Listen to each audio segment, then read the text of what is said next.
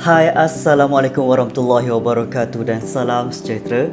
Bertemu kita kembali ke SK Studio yang mana pada hari ini kita akan mempelajari berkenaan dengan kemahiran membaca dengan intonasi dan sebutan yang betul. Untuk mengetahui dengan lebih lanjut, mari kita lihat slide dan video yang telah disediakan. Seperti biasa, kita mulakan dengan melihat apakah objektif pembelajaran pada hari ini, iaitu murid dapat membaca dengan sebutan dan intonasi yang betul. Yang kedua, murid dapat menjawab soalan berkenaan ataupun berdasarkan teks dan petikan yang ada dalam buku teks. Sebelum kita teruskan dengan melihat kepada buku teks, kita lihat dulu apakah pengenalan terhadap kemahiran membaca dalam bahasa Melayu, iaitu membaca ialah salah satu daripada 4 kemahiran bahasa. Bahasa melibatkan kedua-dua aktiviti verbal dan literasi, bermaksud kita sebut dan juga kita memikirkan apa yang sedang disampaikan dalam konteks tertentu. Seterusnya, keupayaan membaca dengan pantas, memahami fakta, kebolehan mengingati fakta serta membuat interpretasi ataupun membuat rumusan terhadap perkara yang telah dibaca. Misalnya, petikan tersebut membincangkan berkenaan dengan topik pada hari ini, contohnya ialah kesenian. Maka, isi ataupun perkara utama yang nak disampaikan oleh penulis ialah berkenaan dengan seni itu sendiri. Seterusnya, kita lihat apakah konsep membaca. Konsep membaca yang pertama ialah kebolehan menilai, mengulas, mengkritik apa yang dibaca dengan tepat. Dengar seperti tinggi ataupun seperti berat, namun ianya satu perkara yang kita sudah biasa lakukan. Contohnya, saya katakan bahawa Ali pergi ke pasar membeli barangan. Daripada situasi itu, kita boleh membincangkan ataupun nak menghuraikan dengan lebih mendalam. Contoh dia, Ali pergi kedai nak beli barang apa? Ali pergi ke kedai nak beli barang dalam kuantiti ataupun amount yang berapa banyak. Seterusnya ialah perlakuan membaca dapat menghasilkan kefahaman kepada pembaca. Dengan kita membaca, kita dapat memahami sesuatu konsep ataupun perkara yang mudah sekalipun.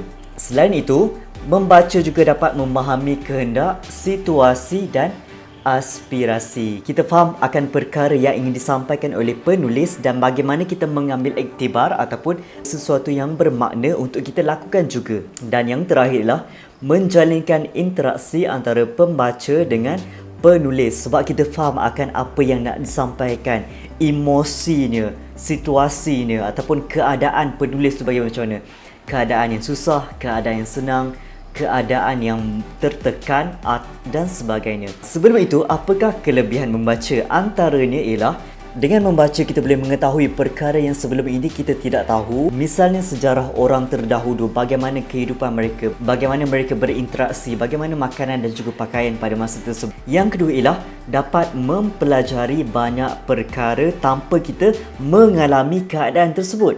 Orang akan ceritakan kepada kita dengan bahasa penulisan.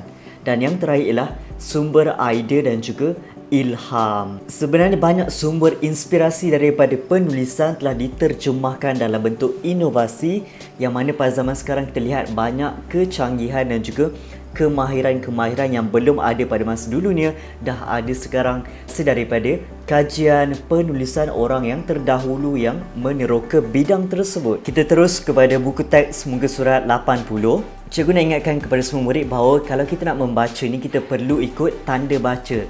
Misalnya ada koma, kita perlu untuk berjeda ataupun berhenti seketika, dan juga kalau ada titik maka kita berhenti. Kita baca tajuk dia, Seni Benang Emas.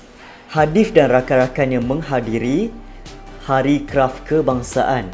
Di situ mereka membaca maklumat berita di reruai seni tekad.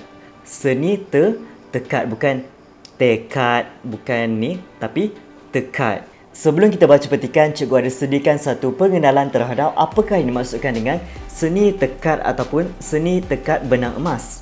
Baik, kalau kamu semua dapat lihat, gambar di sebelah kanan atas adalah contoh penghasilan produk tekad benang emas, yang mana kalau kita teliti, kita akan nampak benang yang berwarna emas dan juga acuan yang telah diukir kemudian dijahit. Kain yang berwarna merah gelap itu dipanggil sebagai kain dasar yang mana ditegangkan kemudian dijahit di atasnya. Okey, seni tekat benang emas adalah warisan daripada negeri Perak. Tekat membawa maksud kerja-kerja menyulam benang ke atas kain dasar. Okey, itu adalah pengertian dia. Selalu digunakan sebagai pakaian ataupun kelengkapan keluarga raja-raja atau istana dan mengambil masa yang agak lama untuk disiapkan kerana dihasilkan menggunakan tangan. Jadi masa yang diperlukan agak lama berbanding kalau kita menggunakan mesin, tetapi untuk mengekalkan keaslian maka kita gunakan jahitan ataupun sulaman tangan. Kita baca sama-sama dan juga akan beri penekanan terhadap perkataan dan juga sebutan serta intonasi yang betul. Kuala Lumpur, 9 Mei. Puan Azizah binti Muhammad Yusof telah dianugerahi Tokoh Kraf Negara 2018 bersempena dengan Hari Kraf Kebangsaan. Beliau yang berumur 80 tahun merupakan pengusaha kraf tangan tekat benang emas. Beliau telah diberi pengiktirafan atas usahanya memartabatkan industri seni tekat benang emas. Sebutan yang betul ialah industri, bukan industri. Pelbagai pengiktirafan telah diterima di peringkat kebangsaan dan negeri.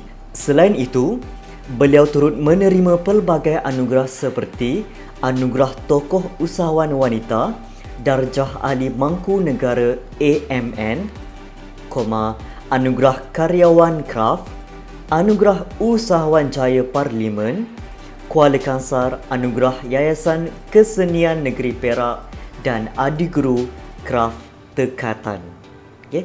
Tekatan, bukan tekatan. Tekatan. Beliau telah mendalami kemahiran seni tekat sejak di bangku sekolah. Seni tekat ini menjadi warisan turun-temurun daripada nenek dan ibunya. Selepas tamat persekolahan, beliau menumpukan sepenuh masa mempelajari kemahiran seni tekat. Beliau mula menyiapkan, perkataan menyiapkan tempahan ketika berumur 16 tahun. Antara produk sulaman tekat yang dihasilkan termasuklah hiasan pelamin, set bilik tidur dan pakaian.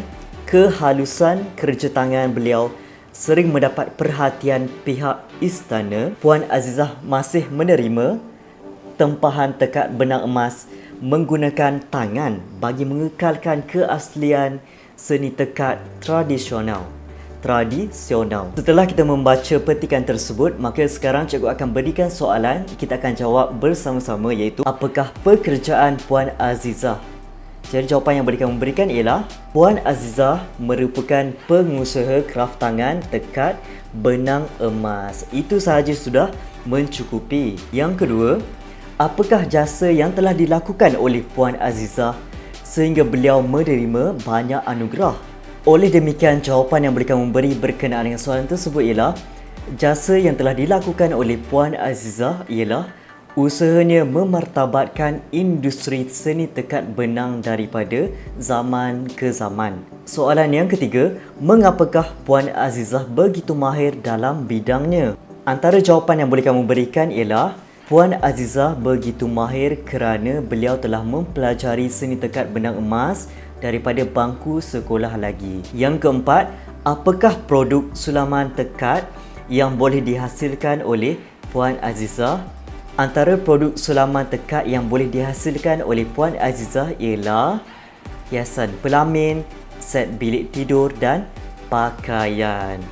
Berdasarkan cerita dan juga jasa yang telah dilakukan oleh Puan Azizah dalam memelihara kesenian ini, apakah pengajaran dan nilai yang boleh kita perolehi? Antaranya ialah kita mestilah memelihara kesenian ini kerana ianya melambangkan identiti dan budaya masyarakat daripada zaman ke zaman. Kita mestilah mengangkat tinggi nilai kesenian dan juga kemahiran yang ada kepada golongan yang berkemahiran tinggi ini. Dan yang terakhir ialah kita mestilah mempromosi ataupun memelihara kesenian supaya tak lapuk dek hujan, tak lekang dek panas, terpelihara sepanjang zaman. Secara tidak langsung, sebenarnya kita sudah mempelajari cara membaca, cara membuat rumusan dan juga memahami konteks dalam petikan.